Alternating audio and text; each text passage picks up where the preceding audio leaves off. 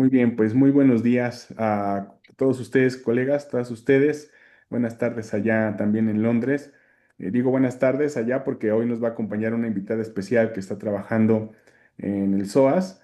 Y bueno, antes de presentarla, quisiera darles a todos ustedes la más cordial bienvenida y una disculpa por enviar la comunicación número 12 un poco tarde, porque bueno, se nos atravesó el inicio de semestre y luego otras cositas por allá también en el Colmex.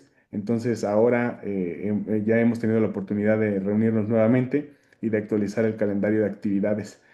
También le doy la más cordial bienvenida a la doctora Marga Millán, como siempre. Estamos aquí juntos coordinando este seminario.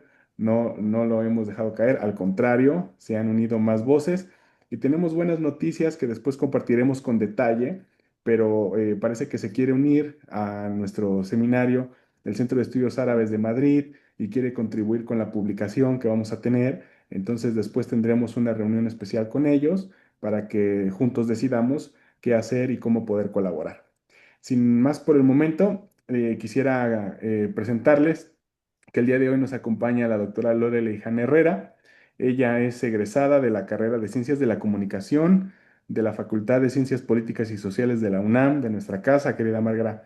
Ella tiene una maestría en estudios de Medio Oriente y un doctorado también en estudios de medios por la School of Oriental and African Studies de la Universidad de Londres, la famosa SOAS.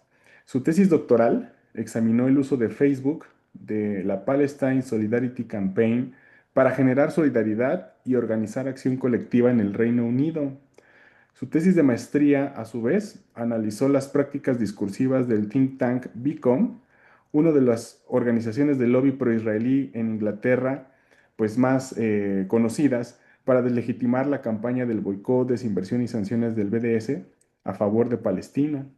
Actualmente, la doctora Lorelei Hahn es la coordinadora de la maestría en línea en medios globales y culturas digitales en esa misma institución en el SOAS. Sin más, estimada doctora, de verdad es un honor para nosotros tener su contribución y un agradecimiento de antemano por el tiempo invertido y por el esfuerzo también en preparar esta presentación para nosotros. Adelante, doctora, tiene usted el uso de la palabra y bienvenida también, bienvenidos a todos y todas.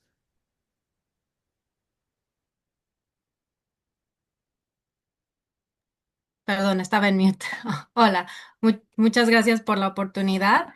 El tema que voy a presentar es el de la prensa palestina ante el genocidio, deconstruyendo la Hasbara y el ataque a la prensa libre. Y la forma en la que planeé la presentación y en cierta forma estoy planeando el capítulo que vamos a escribir para finales de agosto es dar un acercamiento a qué es lo que se entiende por Hasbara, ¿no? Y cómo se implementa por parte del Estado de Israel. Y en ese sentido tiene mucha injerencia varias disciplinas, ¿no? Lo vemos desde un punto de relaciones internacionales, pero también desde el punto de los estudios de medios, porque obviamente es realmente donde se combinan estas dos perspectivas para poder materializar las campañas propagandísticas del Estado de Israel. Y entonces voy a tocar varios puntos. Espero no sea tan pesado en el sentido de que voy a hablar un poco de teoría de medios por si alguien no tiene ese antecedente, pero espero que se les haga bastante fluido. Em, entonces, para empezar, la palabra hasbara obviamente es una palabra en hebreo que no tiene una forma de traducirse literales, abarca varias perspectivas. Lo que normalmente se traduce es que significa explicar, ¿no? Entonces esto pone a Israel desde una perspectiva bastante pasiva, en el sentido de que ellos están reaccionando a tener que explicar y presentarse ante el mundo, explicar sus acciones ante el resto del mundo. Pero también se puede ver como un punto de relaciones públicas por parte de un Estado y también como propaganda, que es una palabra que los países no les gusta usar, parece que tiene como un significado bastante negativo, pero en realidad todos los países ejercen propaganda. y también puede funcionar como guerra psicológica. Entonces, en este sentido, cuando el Estado de Israel utiliza la palabra Hasbara, tiene varios tentáculos por los que la puede implementar, ¿no? Diferentes formas por las que las puede implementar. Si nos enfocamos en el sentido de diplomacia pública, tenemos que pensar que todos los países tienen esta área de diplomacia pública y es una herramienta muy útil para promover los mensajes e influenciar a los públicos extranjeros. En ese sentido, la diplomacia pública se encarga de ganar el favor o la buena opinión pública de los públicos en otros países, no nuestros públicos internos. Y obviamente, viéndolo de esta forma, pues entendemos que la Hasbara es una estrategia comunicativa, ¿no? Y realmente para el Estado de Israel es parte integral de sus estrategias militares y de cualquier campaña política que quieran hacer a nivel internacional, por ejemplo, cuando van a Naciones Unidas o cuando obviamente interactúan con otros países. Y finalmente, un punto importante que hay que aclarar es que para que estas campañas sean exitosas, a grandes rasgos, el mensaje debe ser uniforme. Entonces, a pesar de que se implementa en diferentes frentes, el mensaje tiene que ser consistente y lo que funciona es que se adapte a diferentes públicos, ¿no? Dependiendo de a quién le estamos hablando. Y por eso vamos, como voy a presentar en las siguientes diapositivas, vamos a ver que el Estado de Israel intenta colaborar con diferentes audiencias para incrementar su imagen pública. Y bueno, el objetivo de la Hasbara es básicamente influenciar la política, ¿no? Y tener buenos resultados a nivel internacional.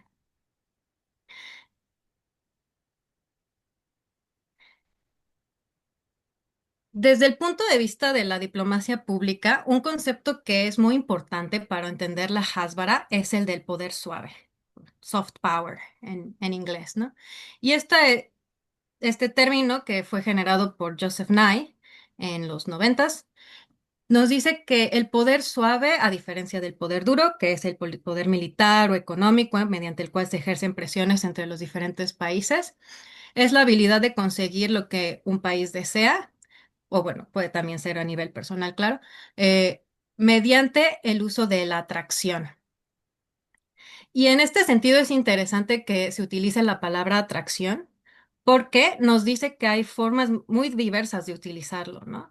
Y los diferentes países tienen que ver qué es lo que ellos pueden ofrecer para volverse atractivos.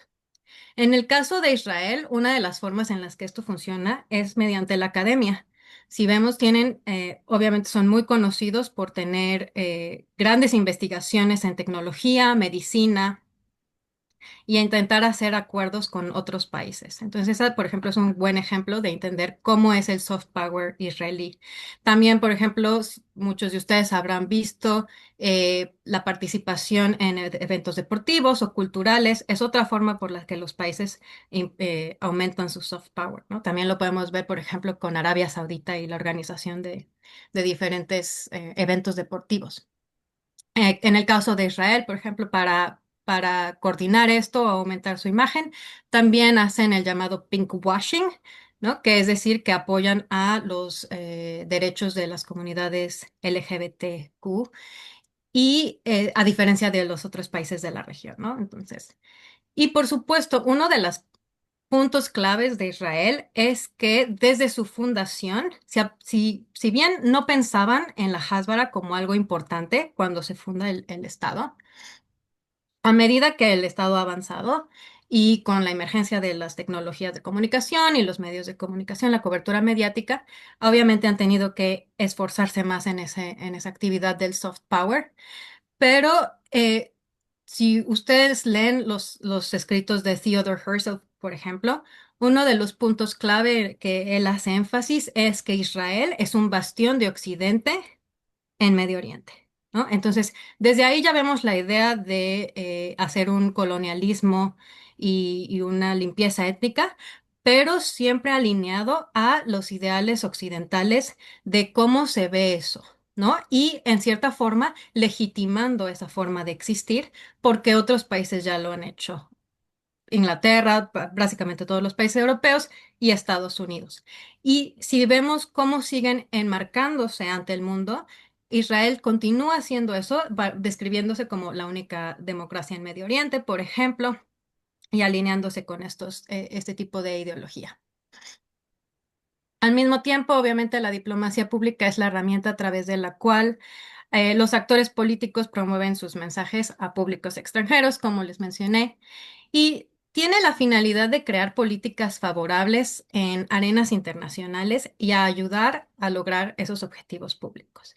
Para Israel esto es muy importante porque le preocupa mucho cómo es percibido a nivel internacional y porque si bien es un país bastante poderoso y tiene dinero y ayudas económicas y militares, etcétera, Israel no puede sobrevivir solo. Por eso es que el BDS es una campaña importante contra Israel, porque Israel no puede subsistir sin la ayuda de los países occidentales.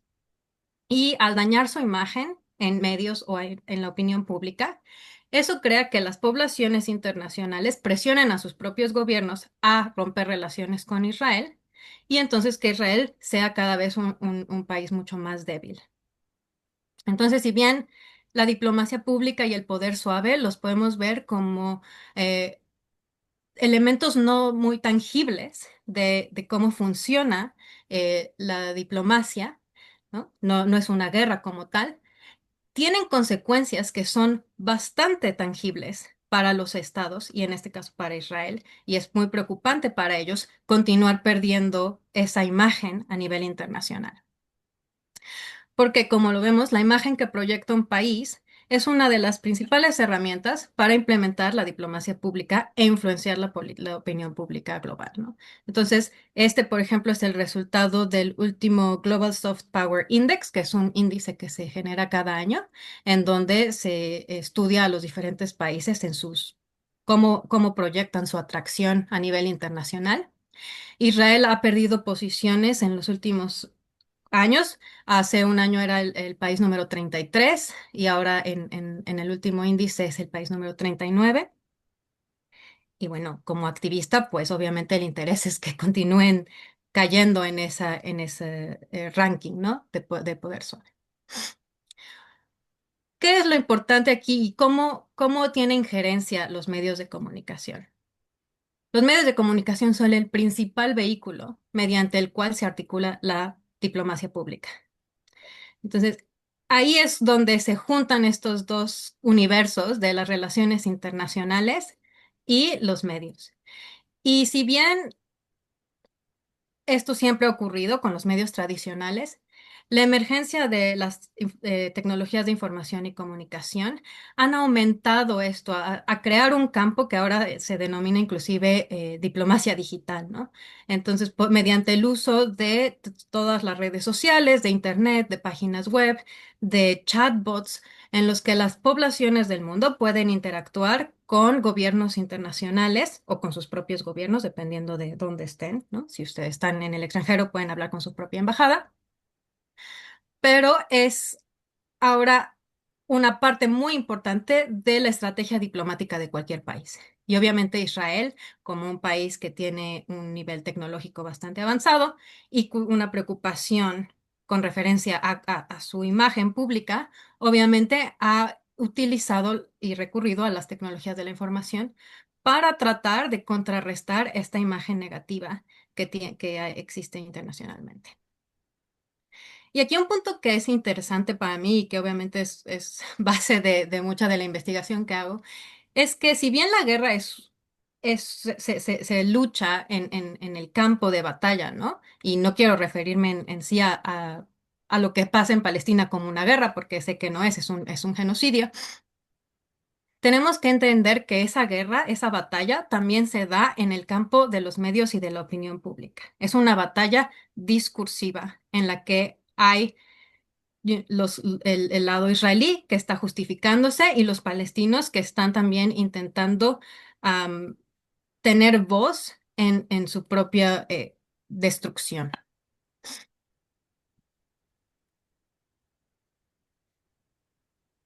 Entonces, si ustedes, y aquí es muy interesante porque la principal forma de aprender sobre la Hasbara es realmente con los estudios académicos que hacen los mismos israelíes. Entonces es muy interesante leer todos esos artículos porque están hablando de su propia diplomacia pública o propaganda y en cierta forma son bastante críticos, son capaces de identificar sus propios problemas. Y la otra forma es mediante las noticias, ¿no? Todos los activistas que publican investigaciones o ciertos medios independientes que publican investigaciones sobre cómo Israel trata de manipular a los medios de comunicación y a la opinión pública. Pero en ese sentido, no hay tanta investigación sobre la Hasbara y mucha de la que hay está en hebreo, así que para mí no es accesible porque no hablo hebreo.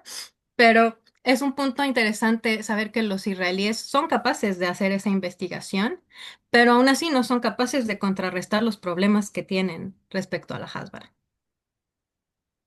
Entonces, una de las partes importantes de cómo funciona la Hasbara a nivel oficial es que esto es una estrategia multiinstitucional. Entonces, hay varios ministerios del gobierno israelí que están involucrados en articular la Hasbara. Están encabezados por la oficina del primer ministro, pero también obviamente por el Ministerio de Relaciones Exteriores, el vocero de las Fuerzas Armadas, ¿no? Y el Ministerio de la Diáspora y el Combate al Antisemitismo. Ahí vemos cómo empiezan a ellos mismos contactar a sus poblaciones fuera de Israel para que sirvan como voceros en otros idiomas, ¿no? Para que puedan y que tengan la cultura de los otros países. Para, como dije, el mensaje es uniforme, pero está eh, eh, destinado o amoldado a los diferentes públicos a los que se quiere influenciar. Y el Ministerio de Asuntos Estratégicos, que es un ministerio que depende de la oficina del primer ministro, pero coordina diferentes actividades. Y en el caso de Israel es muy interesante el hecho de que, debido a que el Estado de Israel es un Estado profundamente militar, ¿no? Podemos decir efectivamente que el Estado de Israel no tiene una población civil, porque todo el mundo hace un servicio militar, a menos que no lo hagas y te mandan a la cárcel. Pero básicamente, todo el mundo en Israel tiene un entrenamiento militar, entonces es una población sumamente militar. Todas las actividades gubernamentales, políticas y civiles están dictadas por el ejército. Entonces, cuando hay falta de esos diplomáticos, es el ejército el que toma ese lugar para articular esa propaganda. Y ese es un problema para el Estado de Israel, porque obviamente el ejército y los miembros de las Fuerzas Armadas en general no suelen pensar de la misma forma que las poblaciones civiles, y les cuesta mucho más trabajo adaptarse a crear mensajes que sean empáticos. Entonces, la diplomacia israelí sufre de tener muchos miembros que son parte del ejército o que han formado parte del ejército, que entran a la parte gubernamental y que no pueden hacer esa transición correctamente de tener estrategias comunicativas que se traduzcan hacia un público general y hacia los públicos internacionales. Y por supuesto, una de las partes más importantes del Estado israelí es de que desde su fundación han utilizado un discurso de securitización, ¿no? Entonces, la misma fundación del Estado de Israel tiene como sustento el hecho de que los judíos necesitan un Estado que los proteja después del Holocausto. Y entonces esta estrategia discursiva siempre está presente en la diplomacia que Israel ejerce hasta el día de hoy. Es así como cualquier forma de crítica al Estado de Israel, obviamente termina siendo calificada como antisemitismo, pero también hay un miedo profundo por parte del liderazgo israelí a que los discursos críticos sobre el Estado siempre pueden presentar el hecho de que la existencia del Estado mismo, la legitimidad de ese Estado, está en riesgo porque hay muchos problemas en cómo el Estado fue fundado, por supuesto. Entonces, ese tipo de injerencias críticas les preocupan, porque saben que no hay mucho sustento moral y ético para la fundación del Estado. Y obviamente otra parte importante que tenemos que considerar cuando Israel articula Hasbara es la imagen internacional que tiene, ¿no? Y esta imagen si bien no era muy preocupante para ellos cuando fundaron el Estado y tenían hasta cierto punto bastante ayuda, ¿no? Por parte de la comunidad internacional. Bien, fueron creados gracias a la comunidad internacional con Naciones Unidas. Eh, Viene en declive después de la segunda intifada, ¿no? En el año 2000. Y aquí es interesante para mí, como alguien que estudia medios de comunicación, alinear las fechas en las que obviamente esto pasa, porque si bien gente que estudiamos el conflicto israelí-palestino, sabemos que Israel nunca ha sido un estado legítimo, ¿no? Y podemos criticarlo desde su fundación. A nivel internacional, los medios eran bastante colaborativos y apoyaban el discurso israelí sobre su existencia. Sin embargo, la segunda intifada no solo nos da un rango de violencia, ¿no? Que escala después de después de Oslo, etcétera, pero también nos indica que es el año 2000 y es realmente cuando empieza la emergencia de las tecnologías de la comunicación. Entonces ahí podemos ver cómo se comunica este tipo de imágenes en donde Israel no puede justificar estas acciones en contra de los palestinos, ¿no? Y es cuando estas imágenes icónicas también se convierten, circulan alrededor del mundo, no solo en medios alternativos, pero obviamente en medios digitales. Y para indicar un poco cómo funciona la imagen internacional, conseguí esta nueva encuesta del Pew Research Center, que es probablemente la encuestadora más famosa de Estados Unidos, en donde realmente hicieron una encuesta a nivel global para ver cómo era la imagen de Israel en diferentes partes del mundo. Y podemos ver que es una imagen muy negativa a nivel global, ¿no? Inclusive en países que diplomáticamente apoyan a Israel, como Estados Unidos, eh, Inglaterra, etcétera, la imagen a nivel social del público civil es negativa. Y entonces esto es una actividad que siempre tienen que estar contrarrestando. Aquí les voy a poner algunos ejemplos que tenemos sobre cómo funciona la Hasbara a nivel global. Este es probablemente el ejemplo más usado por la gente que estudia Hasbara de cómo funciona. En el 2009, esta think tank, que es básicamente una organización no gubernamental en Israel, en Estados Unidos, perdón, que se llama The Israel Project, contrató a Frank Luntz, que es un publicista estadounidense que suele colaborar con los regímenes republicanos, para que les hiciera una estrategia de cómo deben hablar cuando interactúen con gente que pueden convencer y hacerlos unirse a la causa israelí. Y él generó este Global Language Dictionary, que son 18 capítulos en los que les enseña a hablar no solo sobre cómo Israel debe defenderse ante los cohetes, ¿no?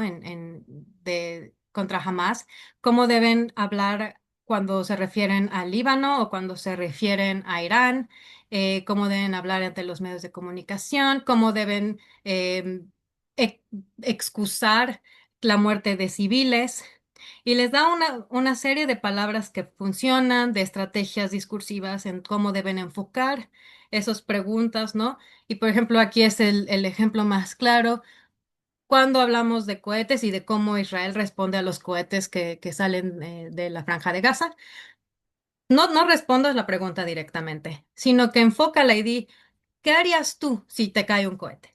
¿Qué esperan que Israel haga cuando esto pasa? ¿No? Entonces, son este tipo de estrategias que Frank Luntz promovió y obviamente este documento era para uso interno. No era solo para los gobernantes, era para dárselo a cualquier miembro que fuera pro-israelí, para miembros del lobby, ¿no? Como AIPAC o del lobby en otras partes del mundo, pero también, por ejemplo, para estudiantes que van a los campus y que son parte de las sociedades, ¿no? Israelíes, y entonces que puedan argumentar cuando estos eventos ocurren y que puedan justificar las acciones de Israel y que se vea de una forma natural, que no se vea que esto viene de una orden gubernamental o que estas personas trabajan para el gobierno, porque en realidad no trabajan para el gobierno, pero están alineados con esos intereses, ¿no? Entonces, es un documento que pueden encontrar en internet, está en inglés, pero es muy interesante ver todas las estrategias. Como es en el 2009, hay cosas que han cambiado. Por ejemplo, Frank Luntz les sugería que si mataban civiles, sobre todo niños, tenían que mostrar remordimiento y tenían que decir que eso nunca era la intención, ¿no? Que era culpa de Hamas por ponerlos en peligro. Y creo que este último genocidio ha cambiado un poco ese discurso en donde ya no hay tanto temor a o vergüenza al asesinar a niños y destruir por completo una sociedad, ¿no? En el caso del genocidio, podemos ver que la Hasbara al principio del genocidio se centró en los siguientes puntos. Y aquí es donde Israel fue más exitoso en la campaña de Hasbara, porque obviamente venían de sufrir el ataque de Hamas en el 7 de octubre. Y eso es lo que los medios tomaron, ¿no? Como referencia. Esa era la historia a cubrir. No era la respuesta, porque todavía no pasaba. Entonces, obviamente había el número de muertos, había mucha desinformación, ¿no? Porque nadie en teoría esperaba que eso pasara. Y la Hasba se centró en uno, el punto de igualar a Hamas con ISIS, que era algo que pasaba mucho al principio del ataque. Y también hacer hincapié en que Hamas es una organización terrorista, porque muchos de los medios la definían como una organización islamista, etcétera, y ellos siempre querían hacer hincapié en que es una organización terrorista. Y había un gran esfuerzo en enmarcar el conflicto como la idea del bien contra el mal. Y no sé si recuerdan, por ejemplo, Benjamín Netanyahu estaba utilizando inclusive frases de la Biblia, ¿no? Para describir cómo esto realmente demostraba que Israel era el lado del bien y que el lado del mal iba a pagar de forma bíblica por estos ataques. Y también estaba la idea de definir a Israel como parte del mundo civilizado contra el barbarismo de Hamas.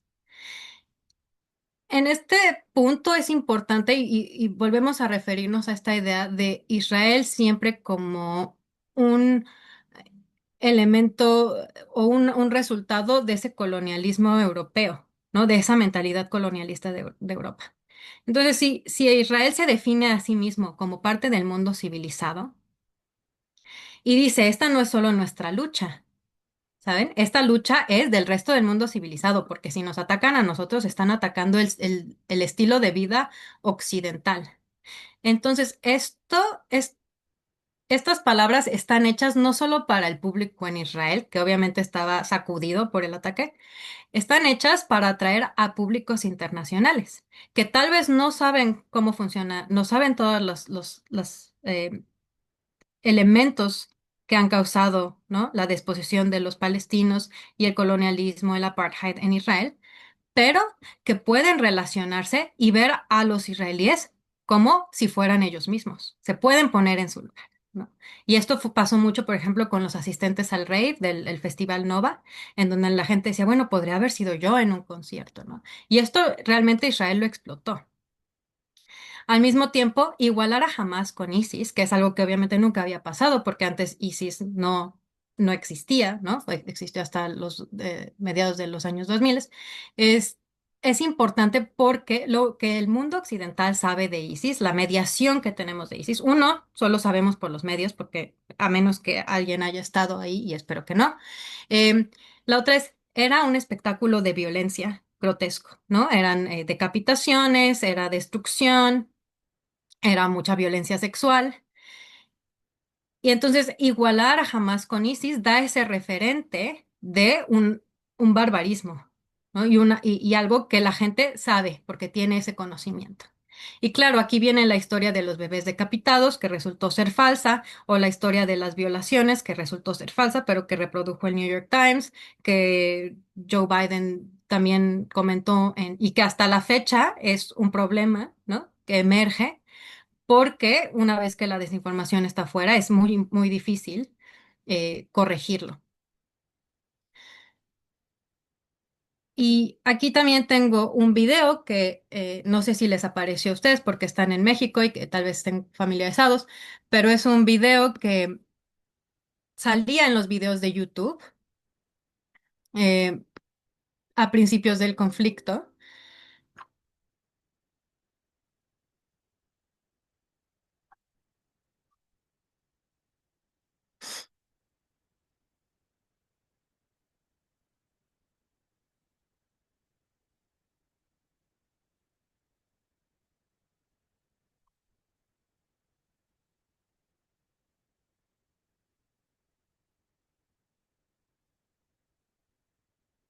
Am,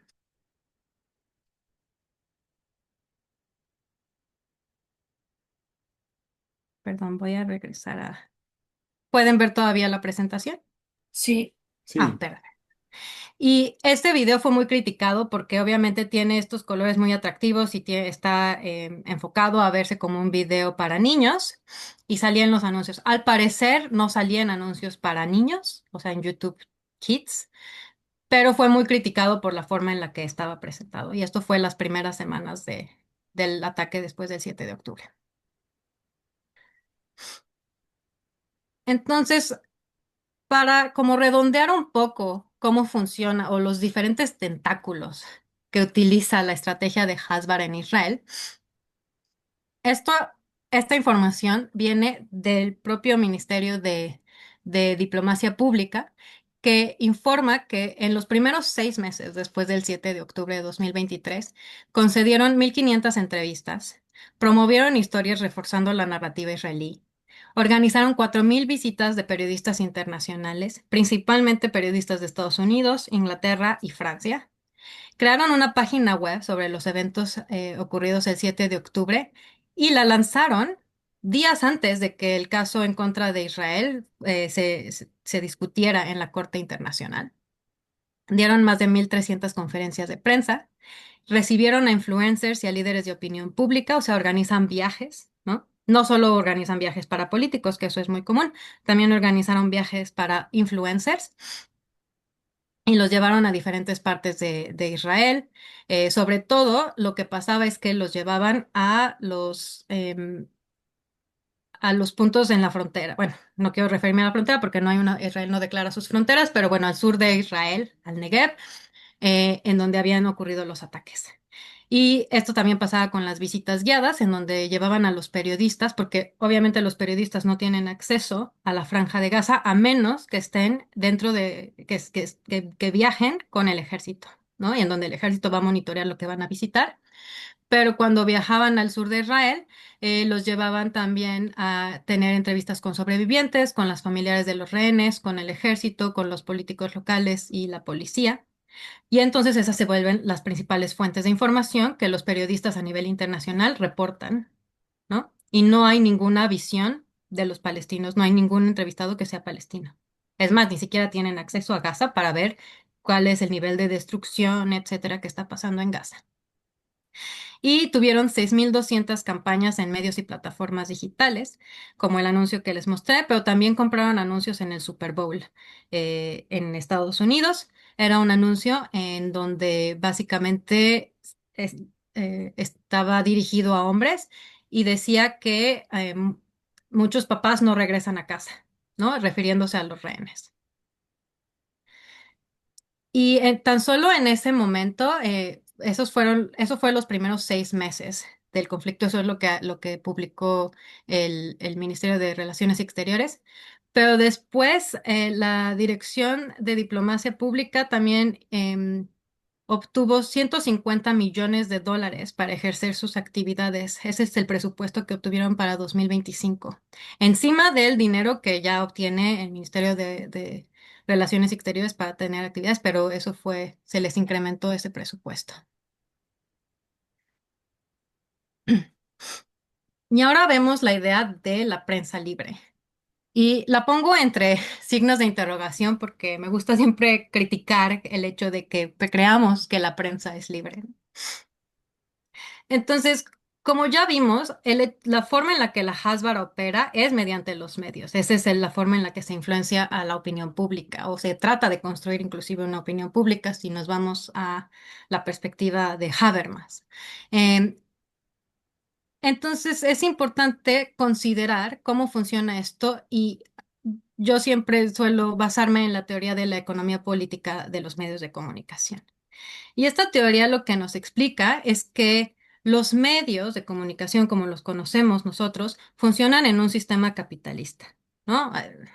Ciertas excepciones, como por ejemplo la BBC, que en donde se paga una licencia, ¿no? Los que vivimos pagamos una licencia para que poder tener acceso a sus contenidos, pero en su mayoría todos los medios son privados. Y entonces esto crea una relación de poder y también obviamente relaciones económicas que impactan cómo funcionan esos medios de comunicación. Entonces, el principal objetivo de los medios no es hay idea de proveer información o de dar voz a los desposeídos, como nos enseñan luego en la facultad con Kapuczynski, ¿no? Que nos dice que los cínicos no pueden hacer ese trabajo, eh, pero es generar riqueza. Y entonces, los problemas que esto causa es que es el propietario, el dueño de los medios y su ideología o sus intereses políticos, económicos, etcétera, los que van a dictar las líneas editoriales y el contenido que se va a publicar en ese medio, ¿no? Probablemente el ejemplo más famoso es Rupert Murdoch, ¿no? Y su Fox News y otros canales que tiene, pero no es el único. Y hay un estudio muy interesante que hicieron el grupo de Glasgow, en la Universidad de Glasgow, que son Greg Philo y Mike Berry en 2004, que se llama Bad News from Israel. Y ellos analizan, entrevistaron a diferentes periodistas para ver cómo impactaba, cómo cubrían ellos el conflicto israelí-palestino y ver cómo esas rutinas periodísticas impactaban la cobertura. Y entonces eso es una forma muy interesante de examinar desde ese punto de vista de la economía política cómo las noticias que leemos respecto a lo que pasa en Israel y en Palestina obviamente están impactadas por la economía política.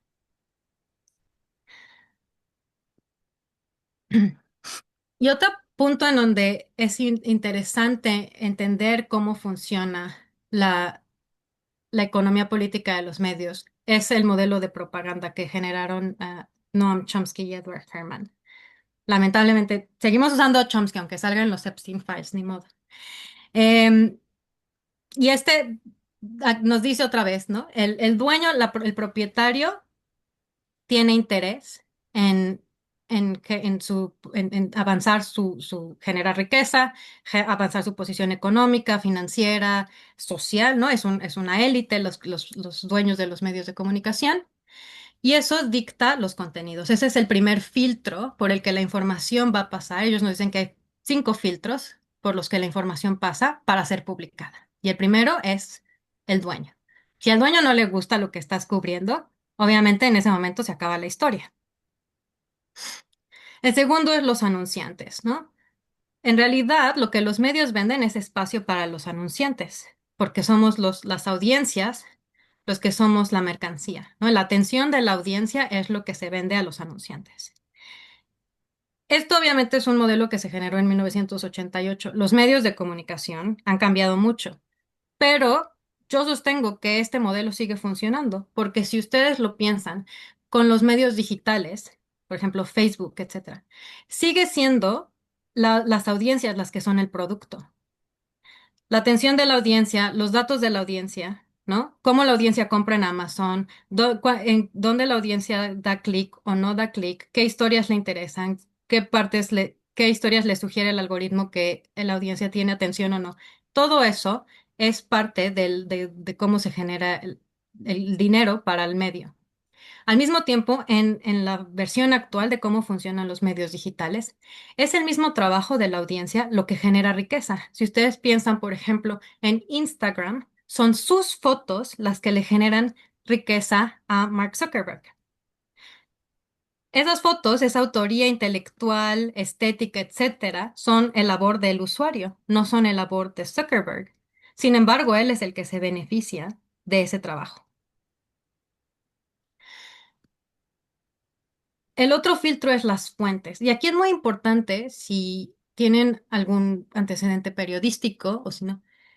Cuando uno es periodista y lo mandan a cubrir una historia, uno tiene ciertas fuentes a las que puede contactar. Y hay fuentes que se vuelven como la fuente a la que uno acude comúnmente porque el ciclo de noticias es tan rápido que hay que generar información rápido, ¿no? Y necesitamos fuentes confiables. La principal fuente para cualquier medio suele ser el gobierno. Entonces, si ustedes leen el periódico, cualquier periódico o cualquier medio, o ven la televisión, las noticias principalmente van a estar enfocadas a lo que actores gubernamentales están diciendo, ¿no? La mañanera es el claro ejemplo de cómo esto funciona. Pero si entonces como periodistas estamos recurriendo a las mismas fuentes, es decir, a fuentes que solo están hablando a favor de Israel, eso va a impactar cómo se cubre la noticia y el resultado informativo. Y lo que Israel hace para facilitar esto es que Israel provee a estas fuentes, ya sea en forma de los ministros de gobierno que están dispuestos a dar entrevistas, que están además dispuestos a dar entrevistas en diferentes idiomas, porque muchos de ellos son inmigrantes, ¿no? No son israelíes que nacieron en Israel, son rusos, son franceses, son australianos como Mark Regev, que era muy prolífico al dar entrevistas. Y entonces para que las audiencias les ayuda mucho escuchar la versión de los hechos en su propio idioma. Y lo que suele pasar es que los palestinos o no son entrevistados o tienen acento cuando hablan y entonces se vuelve problemático. El quinto filtro es la crítica, y a esto Chomsky y Herman lo definen como la crítica que los medios reciben por publicar algo que no le gustó a las élites. Entonces, esto hace que los periodistas o los medios se autocensuren. No siempre hay necesidad de cortar financiamiento o decir te voy a despedir. Si yo critico tu cobertura y la pongo siempre bajo cuestionamiento, en algún punto tú mismo vas a aprender, y esto también viene de Foucault, ¿no? Que nos dice que la subjetivación del poder, tú mismo vas a entender que esta noticia, que esta forma de enmarcar y presentar la información no está siendo favorable, no está siendo beneficiosa, y que puede poner tu carrera en peligro. Y claro, entonces ya no vas a estar cubriendo la información de esa forma, ¿no? Entonces, esta crítica es la que genera presión.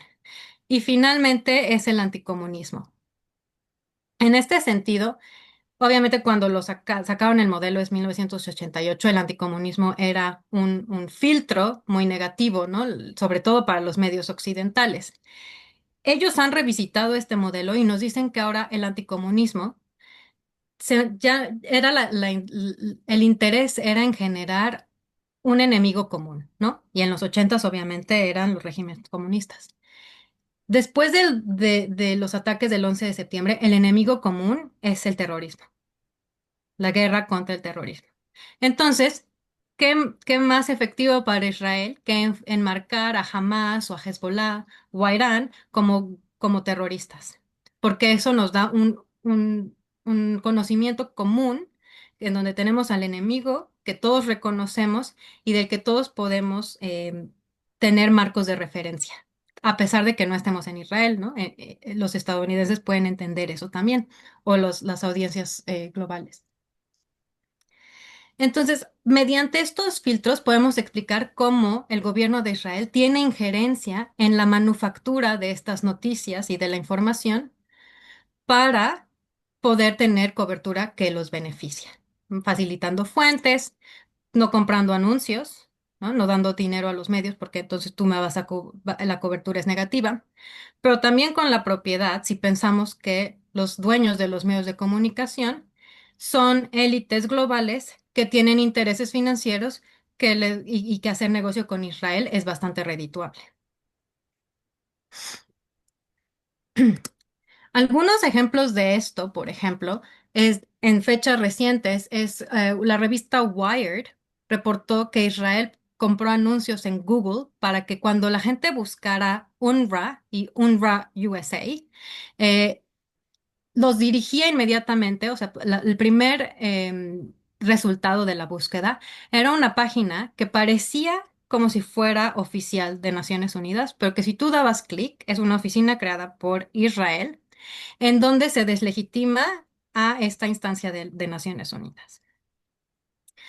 Entonces estaban impactando cómo el buscador daba los resultados.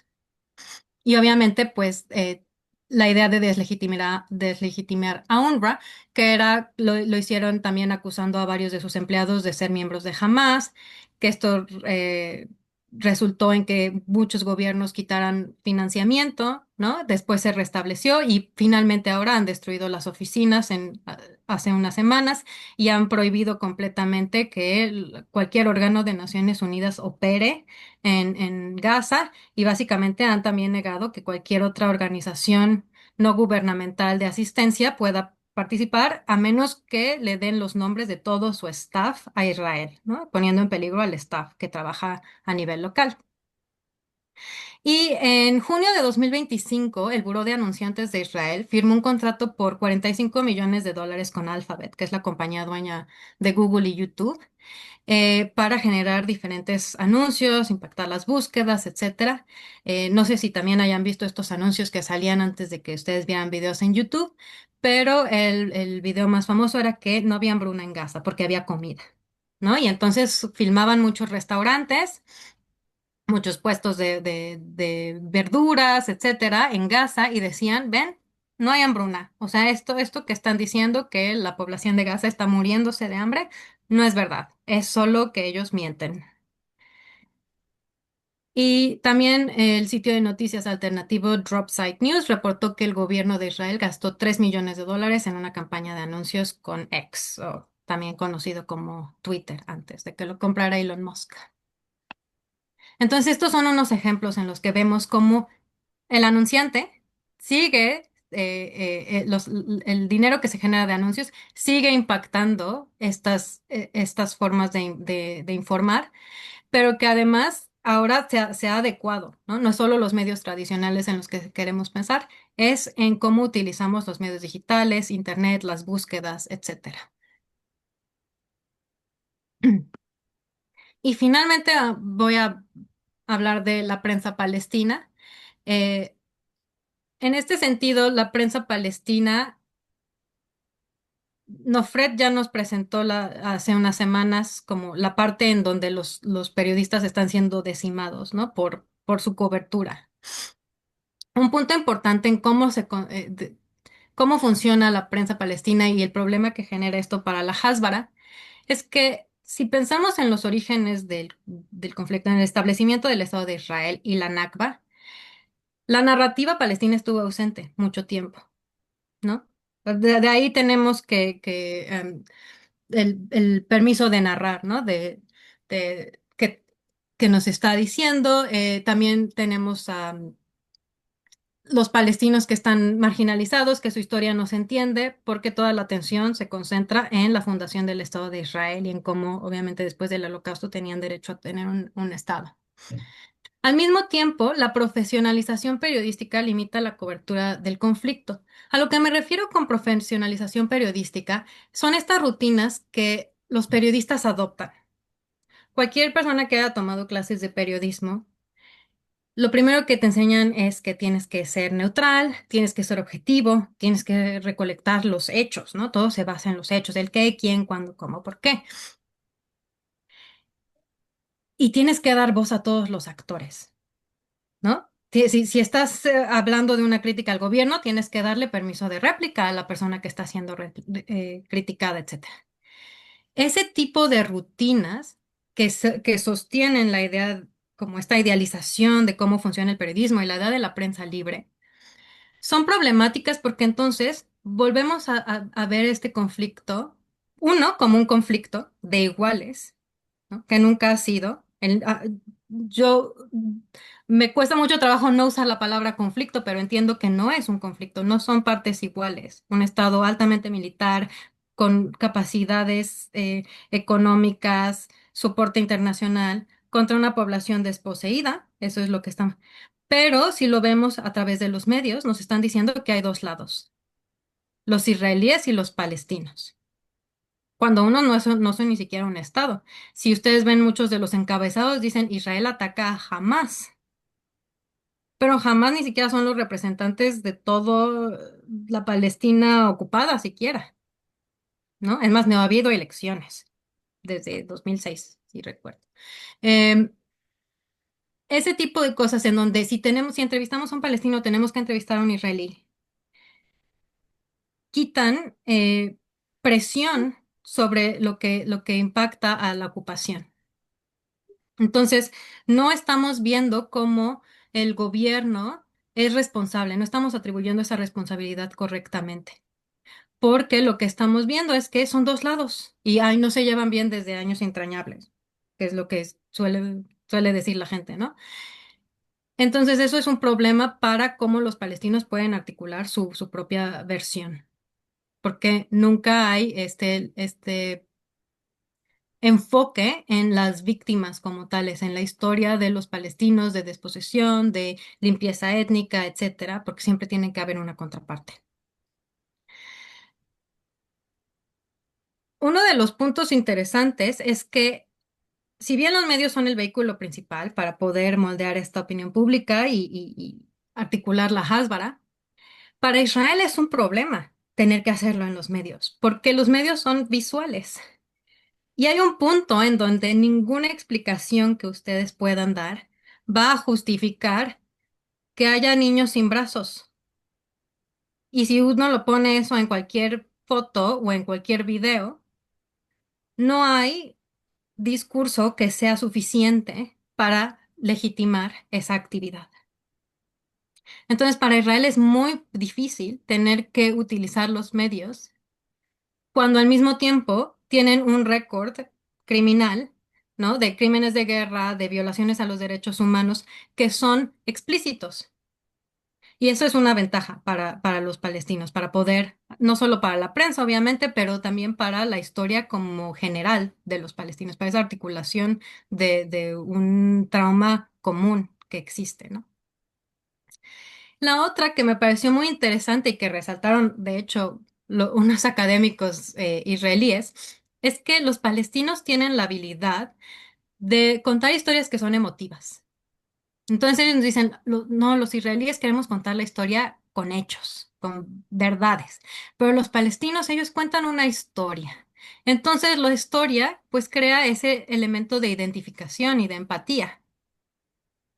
Porque si vemos las historias de la cobertura mediática en Palestina, hay un punto en donde vamos a identificarnos y vamos a pensar, podría ser mi papá, podría ser mi hermano, podría ser mi hijo, los que están sufriendo esto, ¿no? Y entonces este forma de narrar la historia y de contar lo que está ocurriendo ayuda a tener relación con las audiencias globales. Al mismo tiempo, la historia palestina, desde sus orígenes, está alineada con el discurso postcolonial, que ha ganado importancia en los últimos años. Y entonces esto también es un problema para Israel y para poder contrarrestarlo, porque Israel obviamente es un elemento colonial, ¿no? Son los violentadores en esta situación. Y entonces no hay forma de que los públicos globales, por ejemplo en Latinoamérica o en África, en el resto del sur global, puedan tener una relación o identificarse con el victimario, sino que se van a identificar con la víctima, que son los palestinos.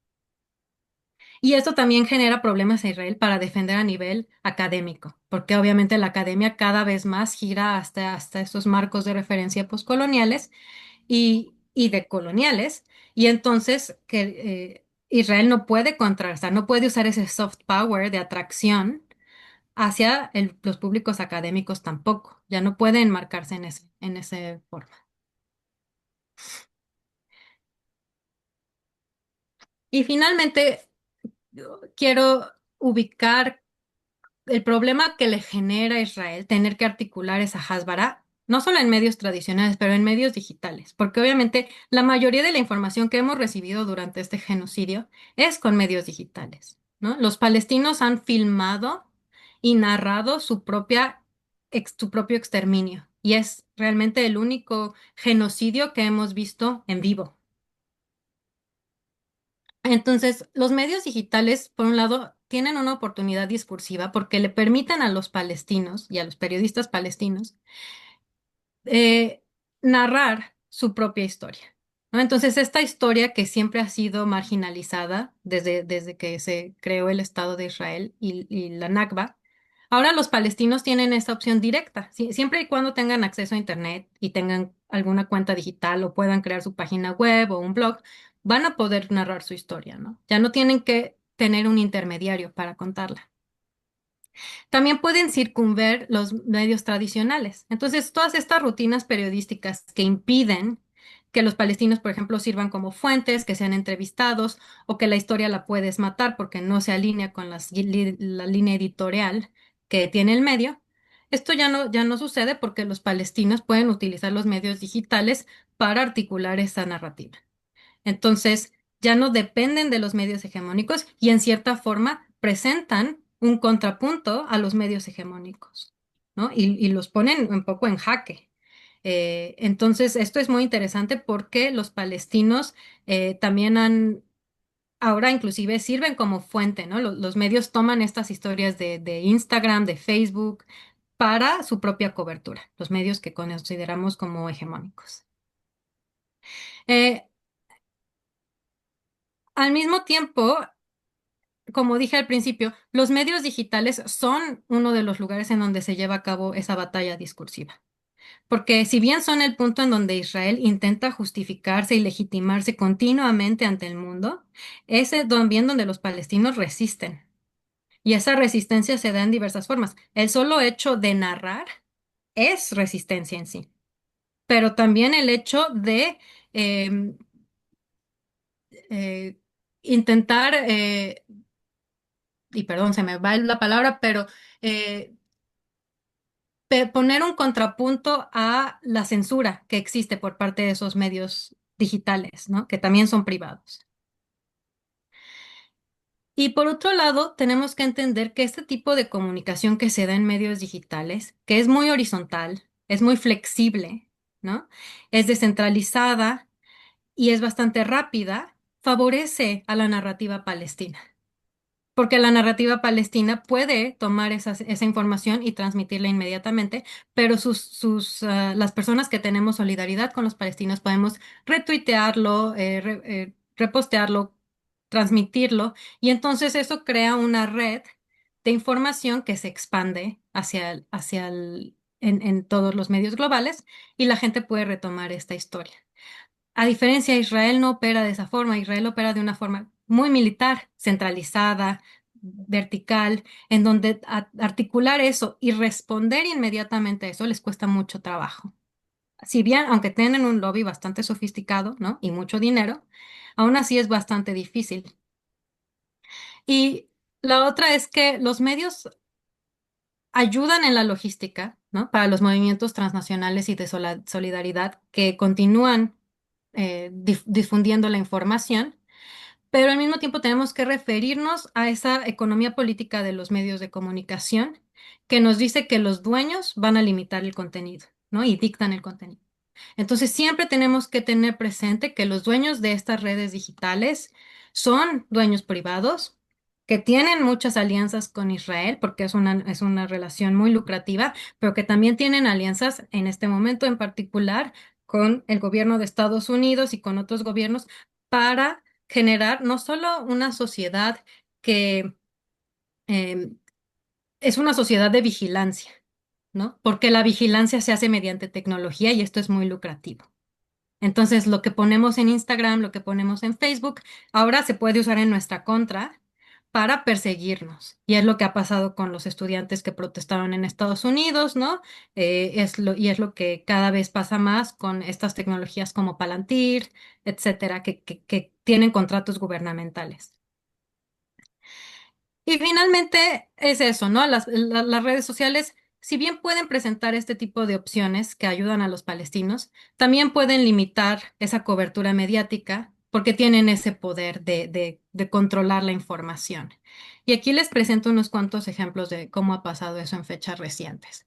En diciembre de 2023, Human Rights Watch publicó un reporte sobre cómo Meta tiene un sistema de censura sistémico contra contenidos a favor de Palestina. Entre las cosas que encontró esta investigación es que Meta, por ejemplo, no, ni siquiera persigue sus propias políticas y términos y condiciones de forma constante. Los cambian siempre para poder favorecer a la narrativa israelí o bloquear a los discursos palestinos en esa plataforma, que son plataformas como Instagram, obviamente, y Facebook principalmente. Entonces borraron posts, borraron historias, borraron comentarios, suspendieron y desactivaron varias cuentas. También restringen la habilidad de que los usuarios puedan interactuar con cierto contenido, ¿no? Por ejemplo, dar me gusta, dar clics, etcétera, porque eso ayuda al algoritmo a continuar la difusión de la información. También restringió opciones como hacer videos en vivo o monetizar el contenido y recomendar cuentas. Y sobre todo el shadow banning, que es esta disminución significativa de la visibilidad de contenido y reducir la distribución sin que el propietario de la cuenta se dé cuenta. O sea, no se le informa que la cuenta está siendo investigada, simplemente su contenido no se difunde de manera igual a sus seguidores. Y en diciembre de 2025 es cuando finalmente TikTok es comprado por inversionistas estadounidenses liderados por Larry Ellison, que es un billonario sionista que tiene una trayectoria con el gobierno estadounidense, particularmente con la CIA, ¿no? De ahí viene el nombre de su compañía, y adquieren TikTok de los chinos. Y entre otras de sus propiedades se encuentra Paramount y CBS, que ahora la dirección de noticias de CBS es dirigida por Barry Weiss, una también supersionista que limita los contenidos en CBS.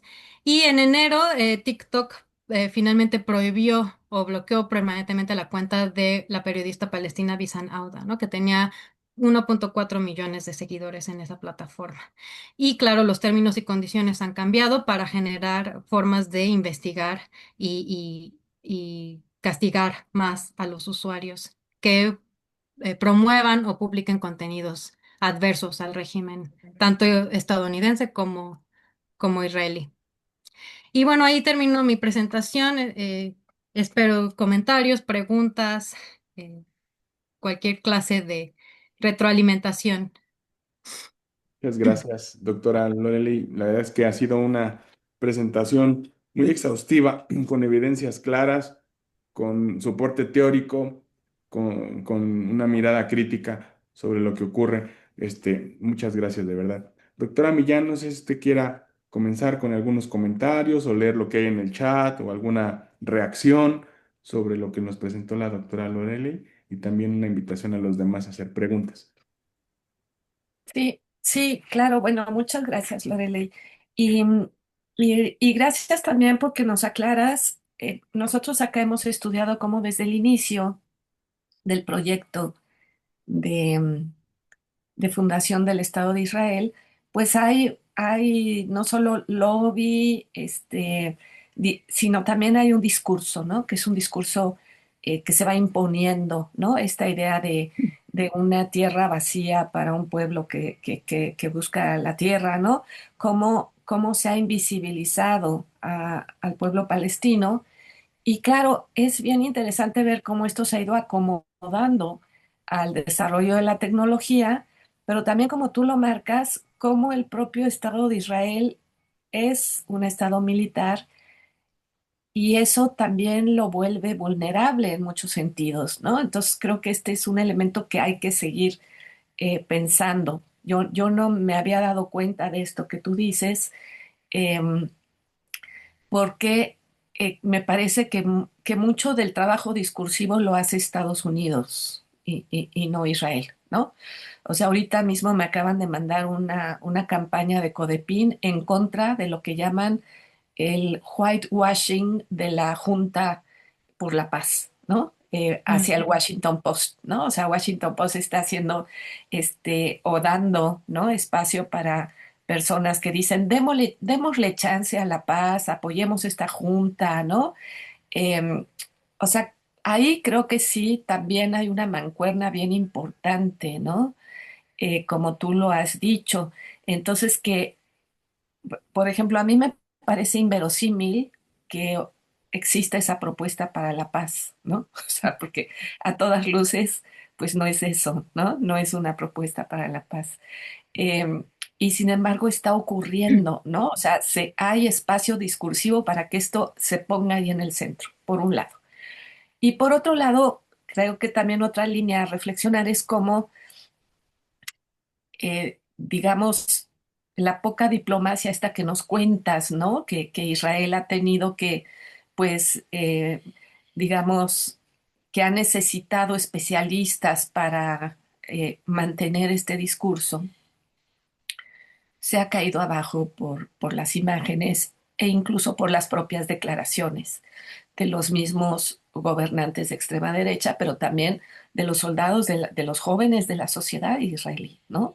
Que hoy estamos en contacto con esas declaraciones también totalmente reprobables, ¿no? De que tenemos que matar a todos los palestinos, todos los niños son terroristas, en fin, ya como que ya no hay un filtro.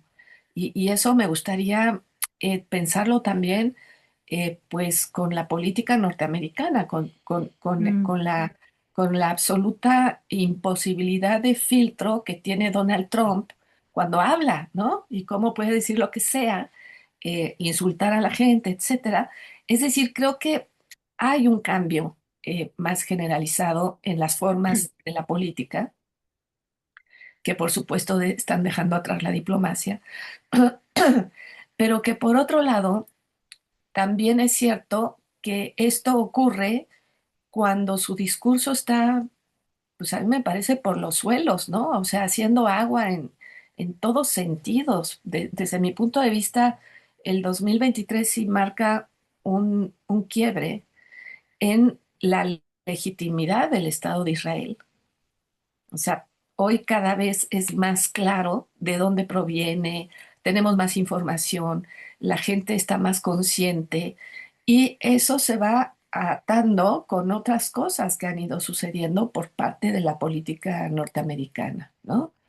Entonces creo que estamos en un momento muy particular donde me parece que cada vez nos vamos a ir más hacia la censura, ¿no? Pero al mismo tiempo hay un movimiento cada vez más fuerte que, digamos, tiene como un salto de conciencia, no sé cómo decirlo, ¿no? Como que ahora sí no se les puede fácilmente engañar, ¿no? Y que además han tenido que dar pasos, pues, importantes como la liberación de estos 5 compañeros que estaban presos. En fin, creo que es un momento súper interesante en términos de la discursividad y del de la posible conciencia de un movimiento social más global que ve muy claramente lo que está pasando, ¿no? Eso, muchas gracias por todos los elementos que nos das, porque pues sí, atrás de todo esto está el dinero y el poder, Muchas atrás de la gracias por razón, estos sí. comentarios. Sí, estoy muy de acuerdo en que si bien esta junta global es un eso es como espejos y humo, ¿no? Para hacernos, por un lado, Estados Unidos está abandonando el régimen internacional de la ley internacional, ¿no? Abandonando organizaciones de Naciones Unidas, no pagando cuotas y creando, por otro lado, esta Junta para la Paz en donde tienes que pagar una cantidad exorbitante para unirte y en donde van a estar él y Donald Trump y sus amigos, ¿no? Principalmente dictando el futuro de la Franja de Gaza, que simplemente es visto como una inversión de bienes raíces. Eso es lo que se está proyectando.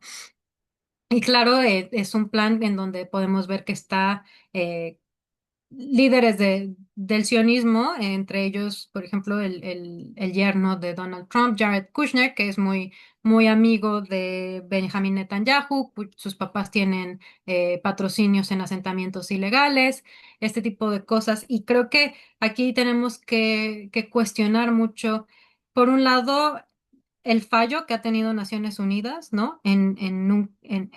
esa es la responsabilidad de Naciones Unidas, se quedaron muy cortos, ¿no? En proveer solución para los palestinos, una solución justa para los palestinos, y entonces tenemos este resultado que obviamente es todavía peor, pero también sí hay un cambio en la política internacional y en la diplomacia digital, perdón, en la diplomacia a nivel internacional y cómo se articula, porque, claro, tenemos a un gobierno muy envalentonado de Donald Trump y que conlleva también este hecho con Israel, ¿no? Israel se siente muy apoyado por el gobierno estadounidense, tanto así que estamos hablando de posibles ataques a Irán, ¿no? En semanas próximas y se ha venido discutiendo desde hace unas semanas también.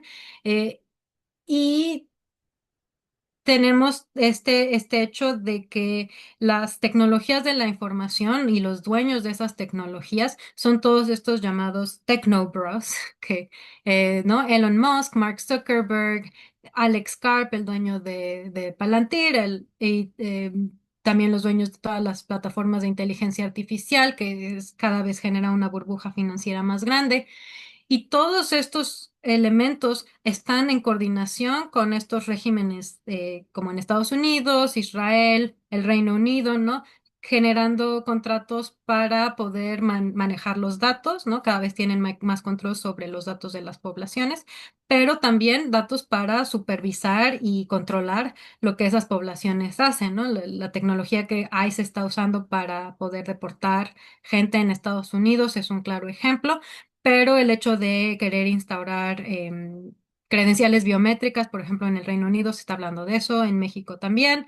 Todo esto son elementos pues, mediante los cuales los gobiernos intentan colaborar con estas entidades que son, en cierta forma, medios, ¿no? Y tecnologías, y que cada vez nos dan un marco de acción, un espacio de acción muchísimo más limitado para articular esas críticas que antes teníamos y esa habilidad de protestar y como contrarrestar a los gobiernos, ¿no? Y las políticas con las que no estamos de acuerdo. Entonces, en ese sentido, es muy interesante ver que la opinión pública a nivel global y sobre todo en los países del sur global, ¿no? Cada vez está más a favor de Palestina porque también en cierta forma hemos visto este boomerang imperial en un tiempo muy reducido, si bien antes tardaba mucho más. Ahora con toda la tecnología, el boomerang imperial lo vemos en un marco de tiempo bastante corto. Si pensamos que el genocidio empezó en 2023 y tenemos la violencia, por ejemplo, contra poblaciones en Estados Unidos blancas, ¿no? El asesinato de personas blancas a manos de ICE en 2026. Nos da es unos cuantos años en los que las poblaciones ven que la tecnología que se prueba con los palestinos, que son una de las poblaciones más vigiladas internacionalmente, ahora las están siendo usadas contra ellos mismos. Entonces ya no hay forma de pensar que el conflicto está lejos de uno.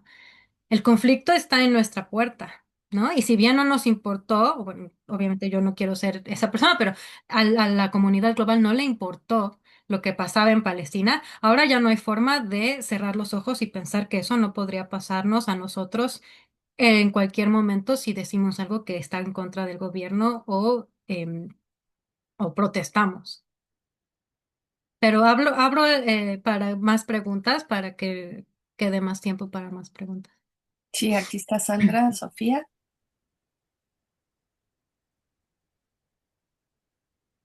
Ah, creo que está en... Adelante, Sandra. Tienes que quitar tu Ah, silla. Ya, es que no podía. Gracias, gracias, Marga, gracias. Eh, Justo me vienen varias preguntas desde el contexto. Yo también soy de la FAC, soy egresada en comunicación política. Y entonces pensando, ¿no? Que creo que es muy importante partir que la historia del mundo, una de las cosas que aprendes en la facultad, es un problema de lenguaje, ¿no? De comunicación, es la historia del mundo, ¿no? Entonces, de las guerras, de los genocidios, de cómo contar la cultura, ¿no? En fin. Y partiendo desde ahí, pensando como una economía, como las economías, pensando la primera como la economía de guerra, ¿no? El armamentismo, la segunda como la economía farmacéutica y la tercera la economía de los medios de comunicación, ¿no? Partiendo de esta, de la tercera economía de los medios de comunicación, pienso que sí, funcionan, actualmente existen, el término del periódico, pero creo que ya en la era digital estamos totalmente en la era de todas las plataformas, ¿no? Entonces, a partir de esto, a mí con este impacto y esta posibilidad de toda la discusión que tuvimos con la democracia digital y todo lo que abriría el software libre y demás, al final nadie habla de Palestina, ¿no? Y cuando hablo, y en este sentido pienso, nadie habla de Palestina solo como los medios, o sea, sigo insistiendo, solo los medios como más empáticos, o sea, que cubren internacionalmente, que puede llegar en dos lenguas, en tres lenguas, en inglés, árabe y español, ¿no? Es Al Jazeera. Y ni siquiera otros medios solidarios como Telesur cubre, ¿no? Entonces, de pronto, el genocidio, el sur global, se vuelve solo el sur global para unos cuantos o unas cuantas, o el interés. Y no estamos hablando de temas monetarios de donde estamos partiendo tú, ¿no? O sea, de este comentario de los medios que son dueños. Entonces pienso en todos esos medios alternativos que existen, que en México hubo un boom, ¿no? Como Artículo 19, sin embargo, bla, bla, bla, y no se habla, no se habla, o apenas, ¿no? Cuando hay una cierta coyuntura. Y después, pensando en los medios de comunicación como otra economía global, con los medios que son la multiplataforma en términos de Netflix, Amazon, bla, bla, bla, del cine y la televisión, pensaba sencillamente, ¿no? En los Grammys. Los Grammys solo se basó en ICE, en ICE, en todo este problema de Estados Unidos, ¿no? De los migrantes, de la violencia que ejerce Trump. Pero otra vez volvimos a olvidar Palestina, siendo latinoamericanos que ganaban premios o latinoamericanas y no era suficiente el discurso para filtrarnos por ahí. O sea, hasta una que es Billie Eilish diciendo nadie es ilegal en tierra robada, pero un poco dejándolo solo Estados Unidos, ¿no? Hablando de las colonias. Y mientras en simultáneo se hacía una cosa de impacto con Pedro Pascal y otra chava para recaudación para Palestina, y eso no estuvo televisado. Entonces son estas cosas que de pronto, sí entiendo, también te podríamos hablar del Congo, o sea, entiendo los olvidos de la geografía, ¿no? Pero también entiendo que tampoco no hay apuestas en los medios alternativos, ni en las izquierdas, ni activismos, ni siquiera en los influencers, ¿no? O sea, la verdad es todavía, aunque la revolución esté televisada hoy, la revolución, perdón, el genocidio está televisado hoy, no hay información, ¿no? Entonces, bueno, no sé, creo que ya hice más un comentario, pero, pero bueno, o sea, esta era como que la idea, no sé si nos puedas, bueno, no sé si sirva de algo, o sea, ¿Puedo pensaba. tomar otra pregunta y a lo mejor Por supuesto. responder varias para que tengamos varias preguntas? Claro que sí, muchas gracias, Sandra. En el chat hay algunas, doctora. Por ejemplo, hay algunos comentarios desde un principio donde, bueno, hay Karen comenta, ¿no? Alguna reacción sobre el tipo de perversidad, enfermedad que tienen algunos dueños de los medios de comunicación. Se habla de un posible juicio de Zuckerberg y hasta Elon Musk. Se cita McLuhan, el medio es el mensaje. Y también ahí Cristi dice que es posible que también haya vigilantes en este seminario, ¿no? Bueno, no lo dudamos, casi siempre es algo recurrente, incluso en las clases también. Este, Vienen con el territorio. sí, no, claro, por supuesto. Y eso querría decir que algo estamos haciendo bien, ¿no? También, hasta cierta manera. Karen también comenta la existencia de una plataforma que se llama Tech for Palestine para contrarrestar la censura en las redes, a ver si hay más información ahí que nos pudiera compartir. Y finalmente hay dos comentarios y preguntas. La primera de Bernardo, que, bueno, primero le felicita por la presentación y dice, quería pedirle si podría sugerirnos bibliografía al respecto para indagar más en este tema. que he trabajado, ¿no? Un poco más de bibliografía. Y Evelia pregunta, ¿cómo se transmite el problema de la educación? A sabiendas de la destrucción de las escuelas, ¿cómo el periodismo cubre este problema emergente de jóvenes palestinos que ya no piensan en su educación como tema prioritario, sino en sobrevivir a una catástrofe? Y bueno, Ujú. ella se presenta, es del CIESAS de la Ciudad de México. Adelante, Loel. Sí, claro que podemos compartir bibliografía. Si buscan mi nombre, pueden mandarme un correo electrónico. En la página de SOAS aparece mi correo, pero si no, también lo puedo poner en el chat ahorita que termine de responder.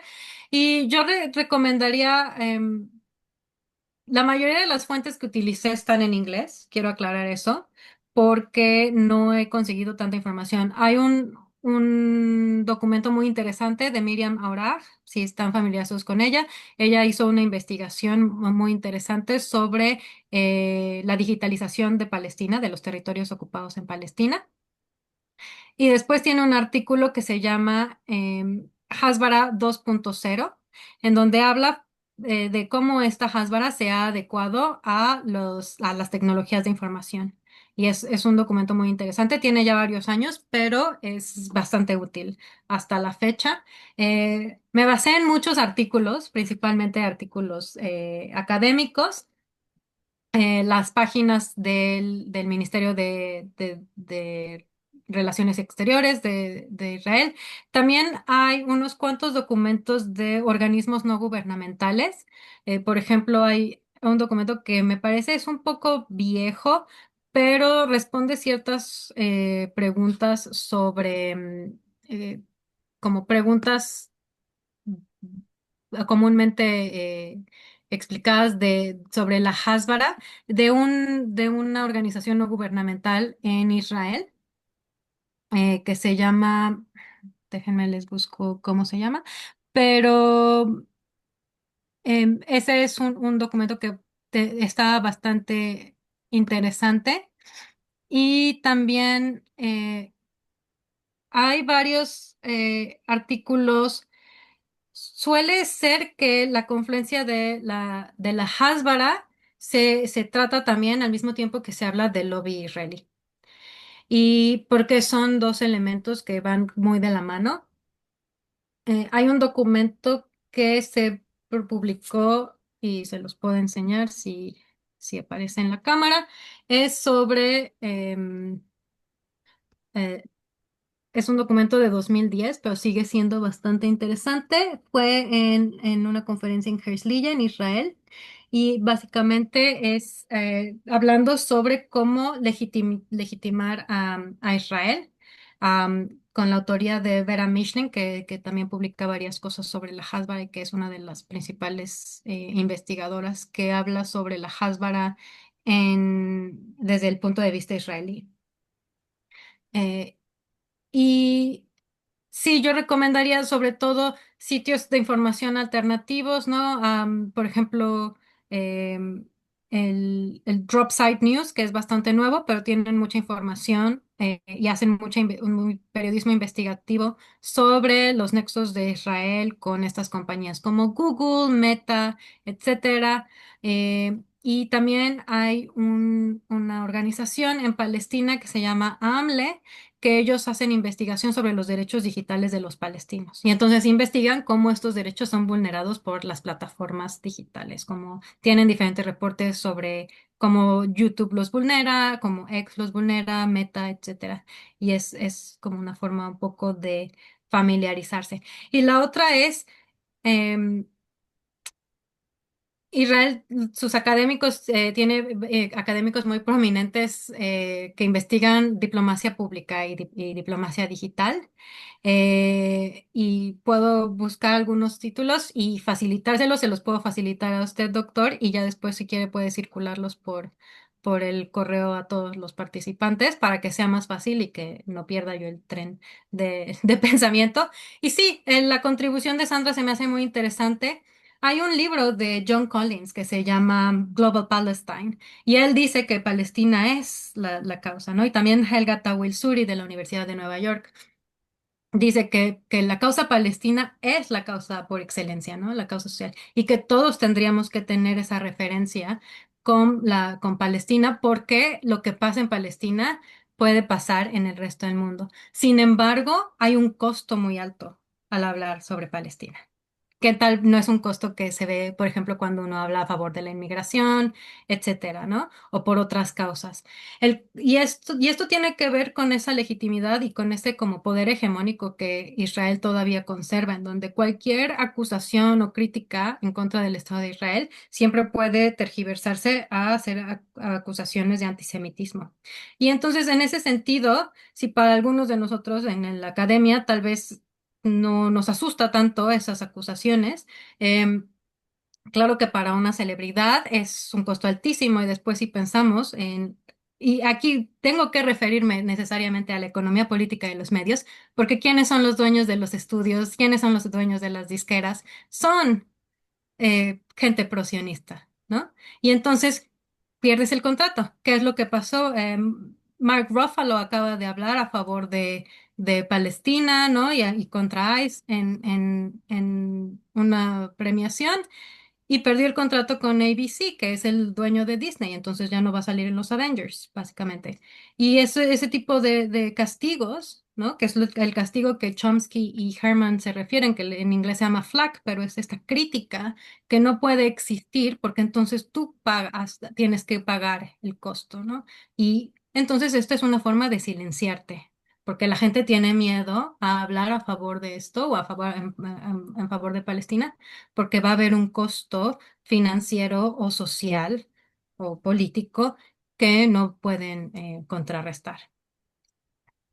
Creo que hay otras manos levantadas.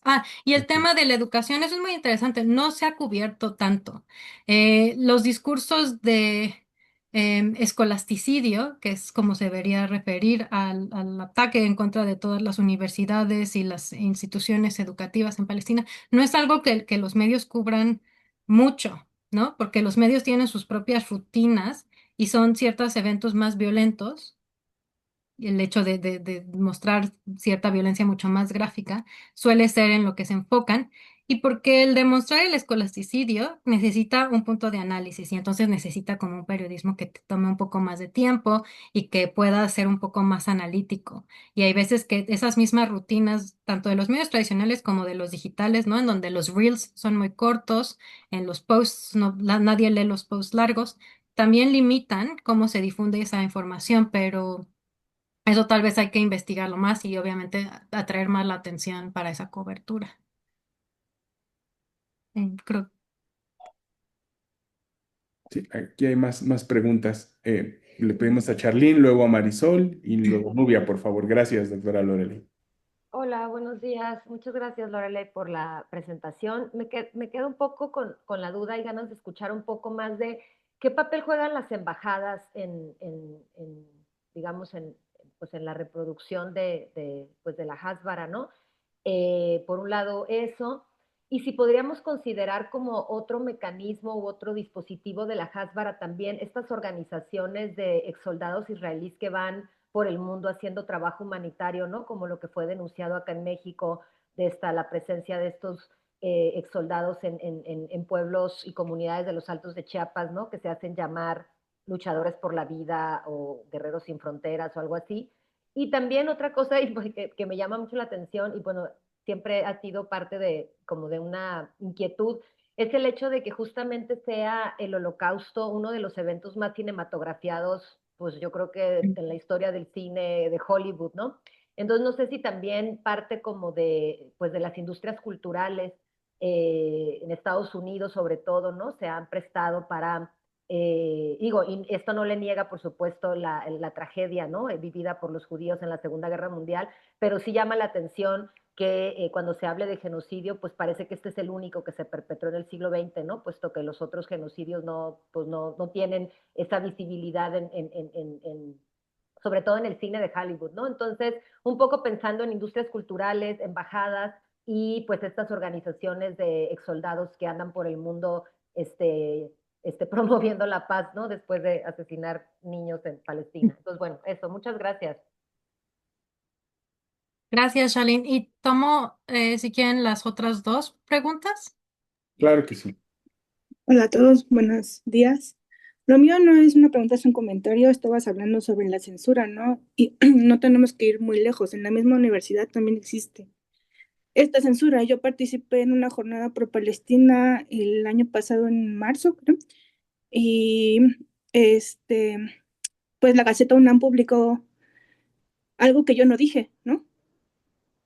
O sea, tergiversaron mi participación y pues no podemos, o sea, tenemos que ver que eso también sucede en la academia, ¿no? Yo no había podido ver la publicación hasta hace poco y pues estaba pensando también en hablar con la editora, ¿no? Porque no es posible que en los espacios de la misma universidad se tergiverse lo que uno, la opinión de uno, ¿no? Es, eso también hay que pues, recalcarlo, ¿no? En la misma universidad que se dice que es pues muy abierta, ¿no? Que donde caben todas las ideas, pues vemos que en la práctica tampoco es así. Ese era mi comentario. Gracias. Y creo que Nubia. Sí, ¿qué tal? Buenos días a todos.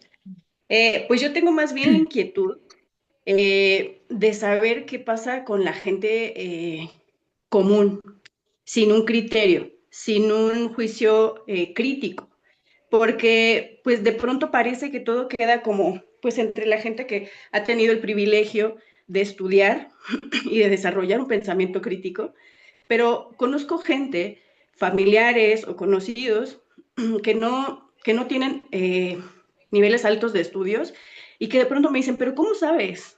O sea, ¿cómo sé que es verdad, no? La mayoría de la gente ve las noticias y asume que es verdad porque las ve en la televisión, ¿no? O porque las escucha en la radio o porque las ve en el periódico.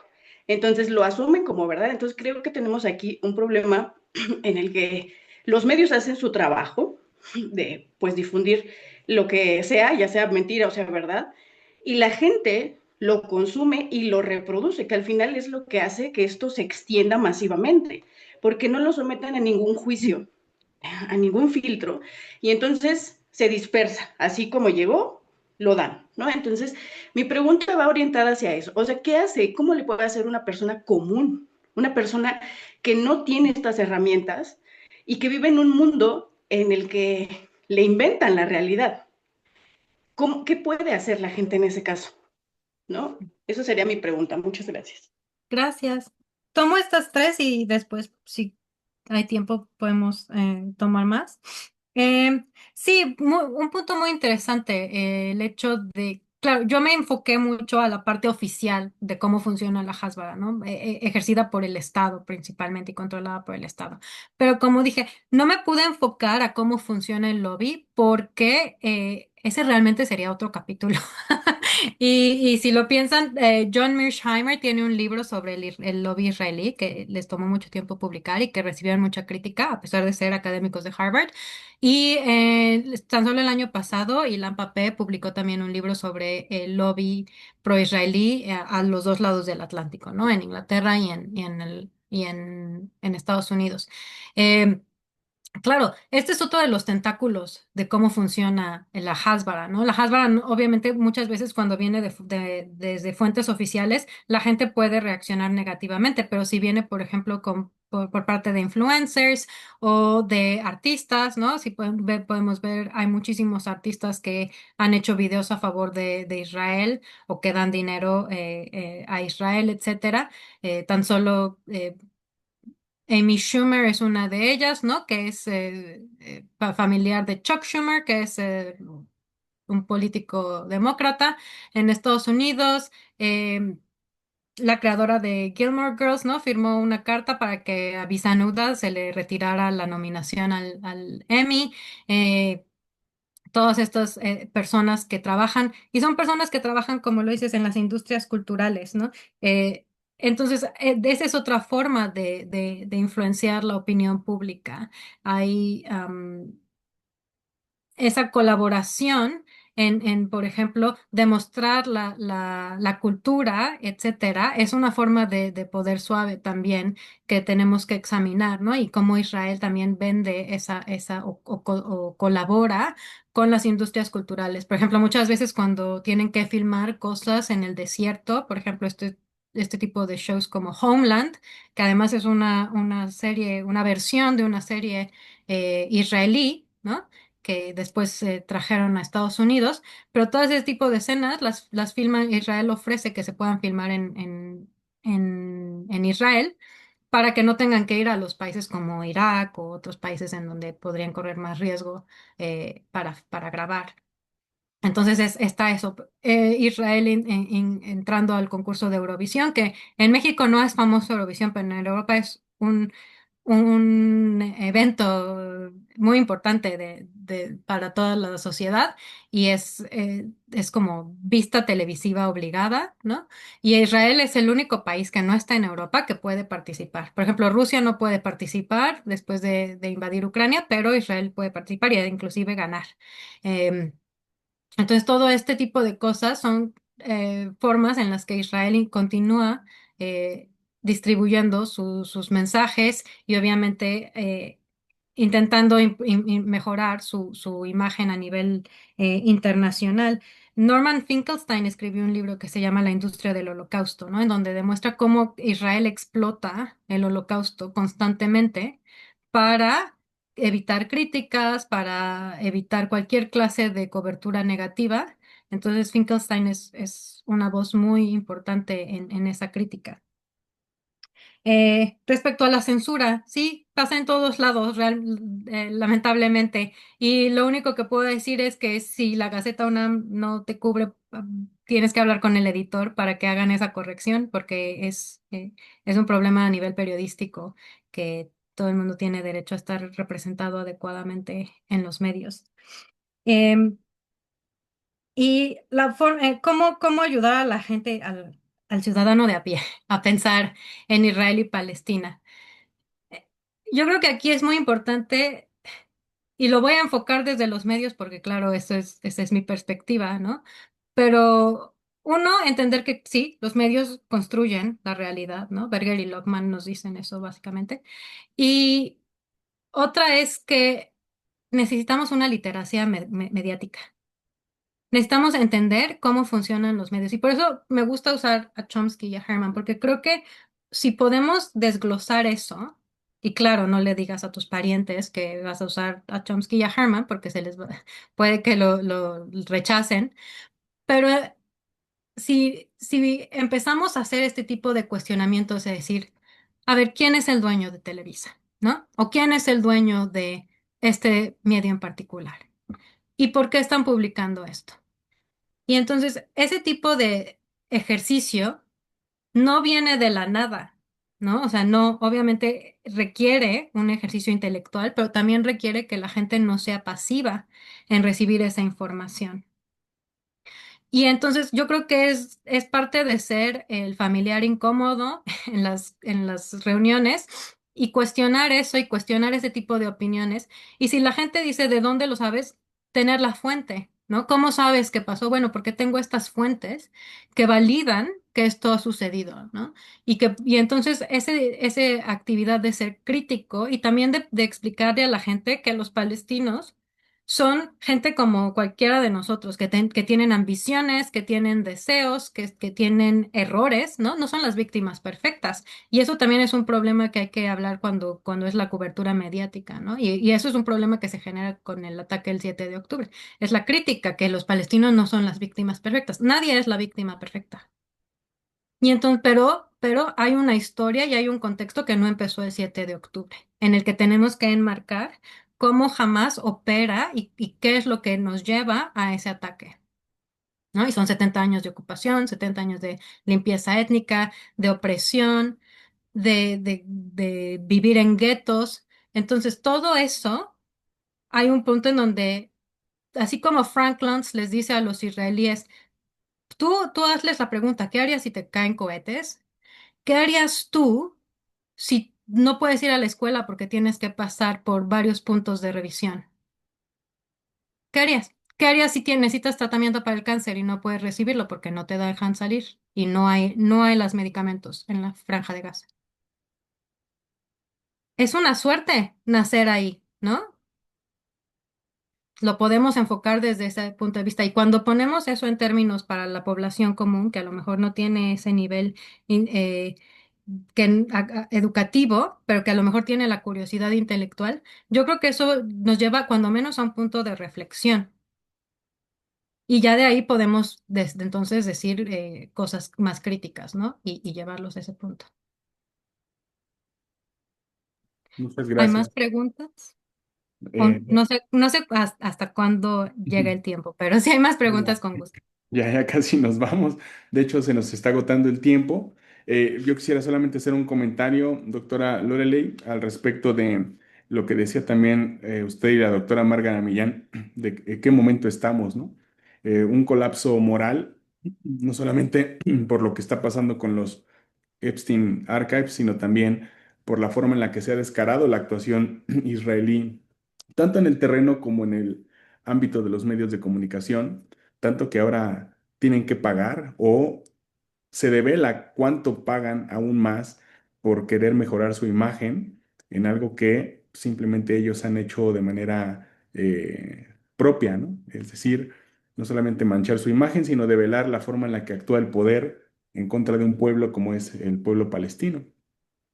Lo que yo iba a comentar con el colapso moral es esta situación en la que los archivos de Epstein revelan no solamente los actos ilegales y totalmente condenables de trata, pederastia y otras cuestiones sexuales, sino la red de personas con la que se ejecuta ese tipo de actos. Redes en Estados Unidos, redes en Europa, familias reales, dueños de medios de comunicación y bueno, también hay que decirlo, aquí ya no vale la izquierda de la derecha, ¿no? Tanto está Chomsky como está la gente dueños de resorts, es decir, es toda una relación como un nudo en donde esta élite antes se trataba como un mito, como una teoría de la conspiración, como un grupo selecto que trabaja detrás moviendo los hilos, pero ahora todo lo que está pasando a través de Internet y cómo se disemina nos muestra que no es un mito, sino que es una realidad que carcome la vida de muchos pueblos, de mucha gente y que el tratar de controlar cómo se representan esas élites es algo que les interesa mucho, ¿no? Se puede trasladar al ámbito de la cultura, del cine, por supuesto, de la televisión. Me preocupa mucho el ámbito del entretenimiento, en donde mucha gente tiene placer al observar el dolor del otro, ¿no? No solamente por las series de televisión, sino también centros turísticos, reality shows que incluso se atreven, ¿no? Un poco a bromear con lo que está pasando el pueblo palestino para deleitar a algunos en la audiencia, ¿no? Y este colapso moral también se puede ver, como bien comentaron mis colegas, en este formato de paz, que no es el formato de paz que nosotros quisiéramos con base en una paz desde abajo, con la participación de los pueblos, sino una paz diseñada a través de la rendición del otro, ¿no? Una paz que implica la anulación del otro, que se le representa en los medios de comunicación o bien desde un ámbito de satanización, jamás igual a ISIS, como bien comentaba la doctora Han, o de victimización de esos palestinos que solo mueren, ¿no? En los medios de comunicación. Solo mueren, ¿no? Porque a veces ni siquiera les dicen que son asesinados por el ejército israelí, simplemente mueren en pasivo. Y esto, bueno, ya Ujú. lo comentaba también la doctora Nofret, es un ámbito que se sigue reproduciendo y que, bueno, anula la posibilidad de encontrar al sujeto palestino como sujeto político en toda esta narrativa, ¿no? Ahora las cosas, como bien dice la doctora Millán, están cambiando, mucha gente se está dando cuenta, esto se reproduce en los índices de percepción, en los índices de legitimidad que nos mostró la doctora Han, y también coincide con una nueva forma de ir controlando incluso las redes sociales también, pero también con una serie de contraposiciones, por ejemplo, de las nuevas prohibiciones que se están haciendo para los jóvenes que usen redes sociales en España, en Australia, y yo creo que se va a venir muy pronto en América Latina, porque pues hay tanta información y tanta politización que también se está tratando de controlar un poco el acceso a los jóvenes, ¿no? Con todo y una discusión que hay ahí, porque hay muchas cosas en las redes sociales, pero sin duda pues es un actor fundamental para la política del siglo XXI, ¿no? Y además, lo último que quisiera comentar, colegas, el cinismo que hay de representar por parte de Israel a Hamas con ISIS, cuando uno de los principales colaboradores de ISIS, cuando era frente al Nusra, Ahmed al-Shara, hoy es presidente de Siria, y con la ayuda de los Estados Unidos está reprimiendo otra movilización social que ha organizado la vida fuera del Estado, que es la comunidad de Rojava, ¿no? Entonces, ese es el nivel de cinismo. Y además se atreven a liberar presos que estaban en las cárceles de los kurdos, presos que pertenecían al ISIS, ahora los liberan para librar una guerra en otro frente que va a ser el frente iraquí. Entonces, ese es el cinismo y la selectividad de decir quién es de ISIS, en qué momento y cuándo deja de ser de ISIS, cuando me da la mano, se recorta la barba, se pone corbata y entonces empieza a defender al Estado de Israel. Porque hay que recordar que Israel tiene territorio ocupado en Siria y Ahmed Shara no hace absolutamente nada, ¿no? Entonces, son este tipo de cosas que los medios de comunicación nos enseñan a cómo ir teniendo cuidado y cómo ir detectando estas cosas. No sé si la doctora Millán tenga algún otro comentario, doctora, para ir cerrando el seminario. Solamente agradecer a nuestra ponente de hoy. Muchísimas gracias, Lorelai. Y nada, pues decir que tenemos un compromiso como universitarios, universitarias, ¿no? En decir la verdad, ¿no? Y contrarrestar toda esta propaganda y esta manera de blanquear las cosas. Creo que en eso estamos, este seminario forma parte de eso. Y para la pregunta qué hacer con la gente de a pie, pues hablar con todo el mundo que podamos, ¿no? Desde nuestras familias, en las aulas, con nuestros alumnos, con nuestros grupos políticos, ¿no? Porque es cierto que, pues, incluso ahí tenemos que hacer, eh, pues, este esfuerzo por ver a través de lo que nos dicen los medios. Ujú. Muchísimas gracias, Lorelai. Muchísimas gracias. Fue un privilegio para mí poder presentar para todos ustedes y poder tener esta interacción con lo que yo considero es mi alma mater, que es la UNAM. Así que es un honor para mí. Muchas gracias. Gracias, Lorele, y gracias, doctora Millán. Les reitero la invitación para la siguiente sesión el día 19 de febrero, con la participación de la doctora Janet Sosa de la Facultad de Psicología. Vamos a analizar cuestiones relacionadas con el impacto a la salud mental en Palestina desde esa disciplina que es de la psicología, sobre todo en niños y adolescentes, que se va a ser el tema. Doctora Loreley, mantengamos contacto, seguimos en comunicación para el proyecto editorial y está Claro. totalmente invitada a entrar a las sesiones cuando su agenda se lo permita. Muchas Muchas gracias por su gracias. tiempo. Gracias a todos. Gracias, gracias a todos. Muchas gracias por sus preguntas. Gracias. Buen día a todos. Gracias. Hasta Ujú. pronto.